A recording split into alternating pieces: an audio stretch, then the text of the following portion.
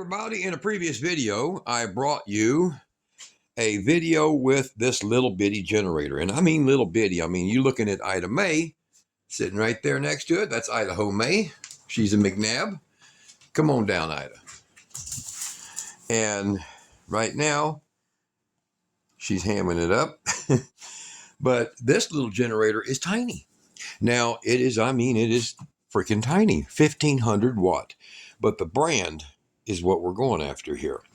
This company here is basing their products on something I like a lot, a Yamaha engine design. And I think that's awesome. So if you look at the measurements here, it's just barely over 12 inches. And you look at this one here, you see, and even the depth of it. So it's pretty little, it's about a little over 1 cubic foot. I mean, it's freaking tiny. But, and Ida May's complaining at me. And this little thing here, I'm going to set it right there. And then we're going to go to what's behind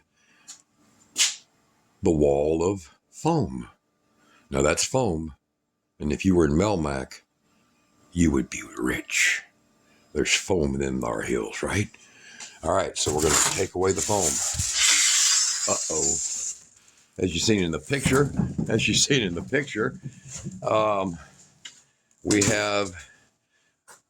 we have brought out our bigger one. So there's your little brother, I guess you'd say, little tiny thing. And you can just, I mean, you know, guys, if you don't have a context of size, look,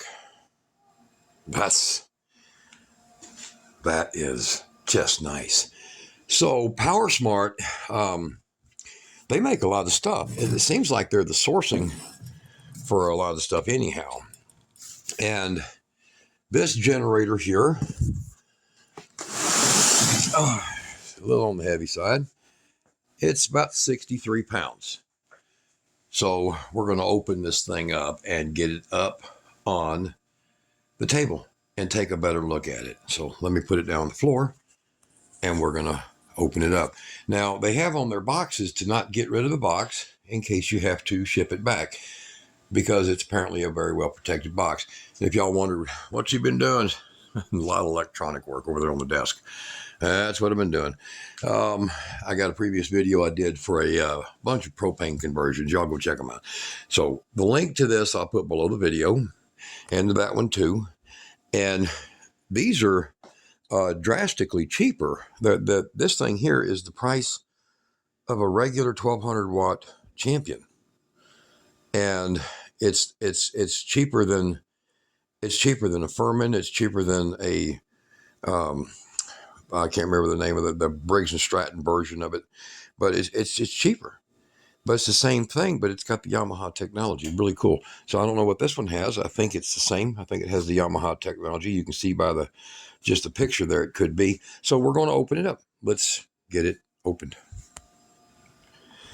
All right, now in the top of the box, you've got some basic instructions here. Nice little paperwork here. We'll get into that here in just a minute. And you've got the full generator, and they're using, instead of just using totally crushable, breakable foam, they're using this new style of foam here that really does support your generator. I mean, it's in pretty good condition here. Using this kind of foam really makes a huge difference. So we're going to go ahead and get all the rest of the stuff out of here. There looks like a funnel down in here and a spark plug tool. Pretty common item everybody gives you. So let me get pulled out and we'll take a better and closer look. And we're going to be powering this up and hopefully running a welder. All right, now it's sitting out here and we got little brother hanging out with big brother, and I got magic marker marks on me. We have, it's pretty heavy. This is not a super light generator, and I'd say the 65 pounds is not terrible, but it's not great when you don't have a great handle system, and that's something that I would definitely recommend to the company. Another thing that I don't like is this right here. This is all open. This should have a rain hood if you're going to use this for an RV, because you never know. I mean, it could come down a rain shower while it's in action, and all of them. I mean, I actually, believe it or not, this is probably no different than any of them. None of them have it, but you need something, and I would recommend rain hoods for it. Now, this one over here has at least a cover for the completely, utterly pointless, 100% worthless USB outlets. That has got to be one of the most dumb things you could even waste $1 on when it comes to a generator. I mean, it's just dumb. Who in the hell would run a generator for an hour or 30 minutes to charge a cell phone? You get it? Yeah. So not smart. Selling point to yuppies, but not anybody with a brain. All right. Now, there's a little piece of plastic covering that. We'll take that off. I missed that. And a ground connector, which if you use a generator,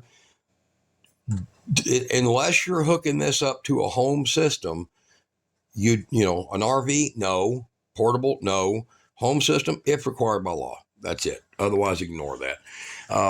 The generator, the way these are designed is that everything is on this end over here where the pull starts at. But we're going to open this up and take a look at the inverter.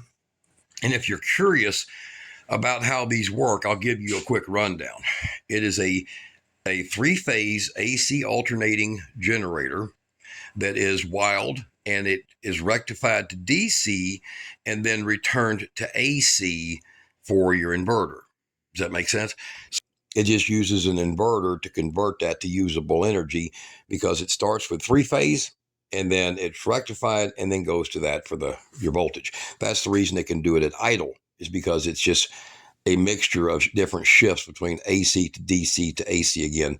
And it's also much cleaner for your harmonic distortion. And that's why these have gained such popularity, is that reason. So what we'll do here is I'll take something here so I can set this up on it. Okay. And then I can get access to these 4 bolts that hold this in.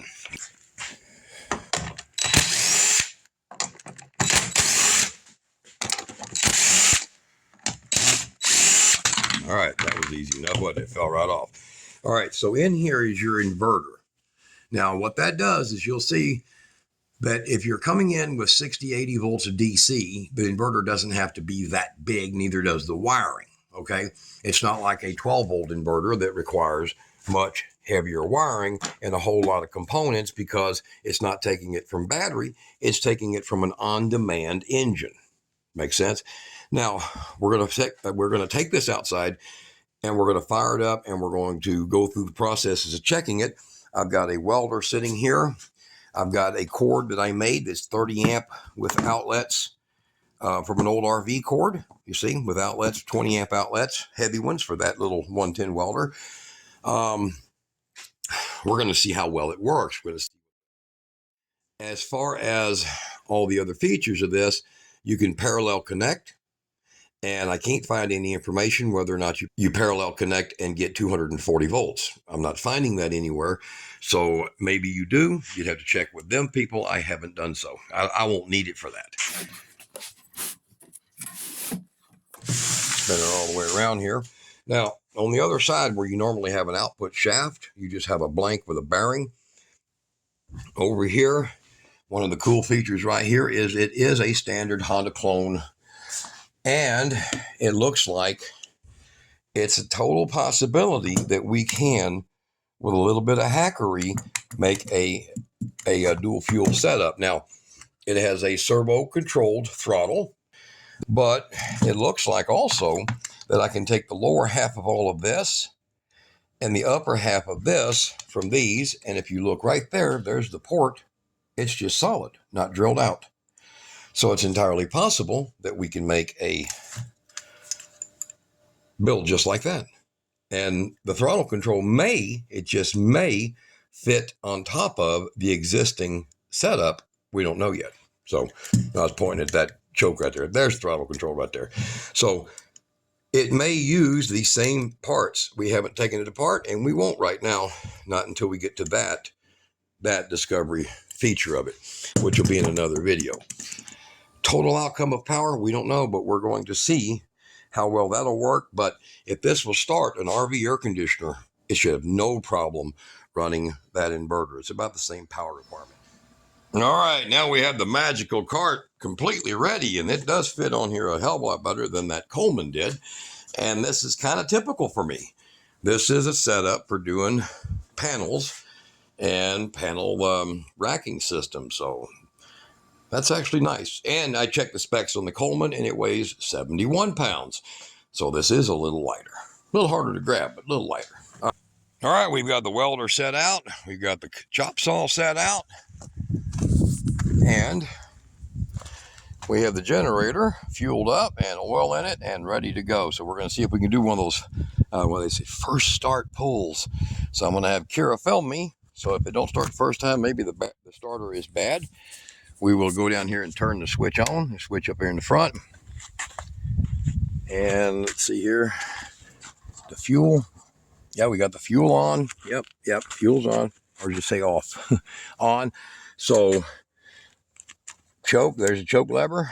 We're going to give it a quick pull.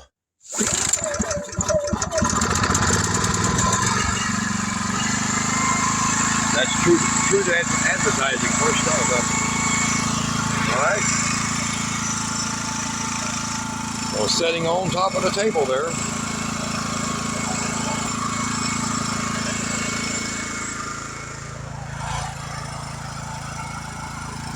All right.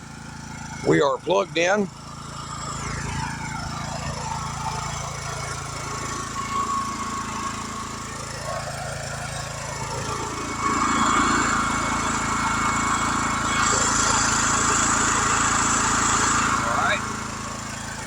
Voltage is good.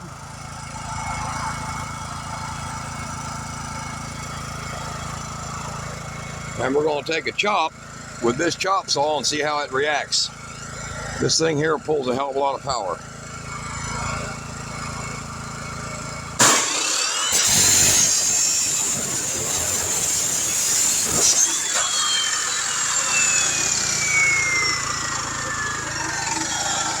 Sure didn't seem to make a complaint.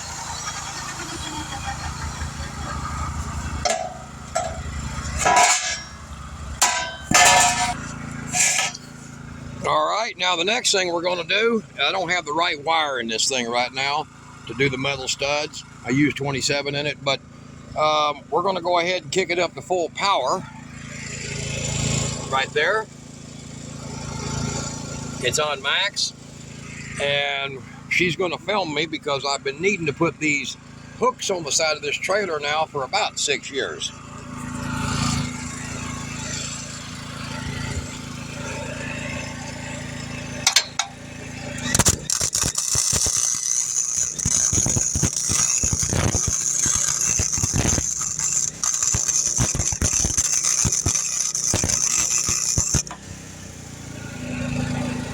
Well, I think without a doubt, it has the capability of welding.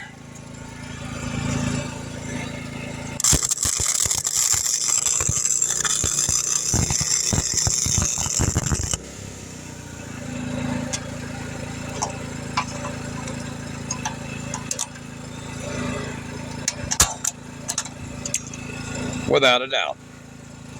And that's 90 amps out of this thing. Roughly 84 is what they really do. But not too bad. That's painted and galvanized kind of combo together, so seems like it worked. All right, well, runs that, no question.